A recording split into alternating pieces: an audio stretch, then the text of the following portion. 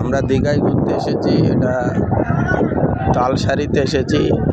তালসারি হচ্ছে উড়িষ্যার ভিতরে,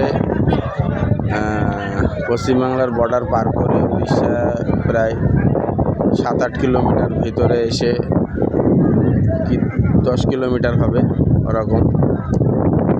তালসারি বলে একটা স্পট। এই যে নৌকাগুলো দেখছো, এগুলোতে সব মাছ ধরা হয়। মাছ ধরে এটা একটা মাছের আড়ত। এই যে সব বিক্রি হয়ে গেছে আরও আগেই।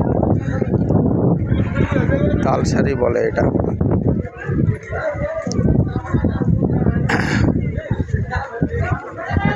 আমি আর কপিকুল এসেছি M80 নিয়ে। কপিকুলের খুব শখ ছিল M80 নিয়ে আসবে। চলে এসেছি।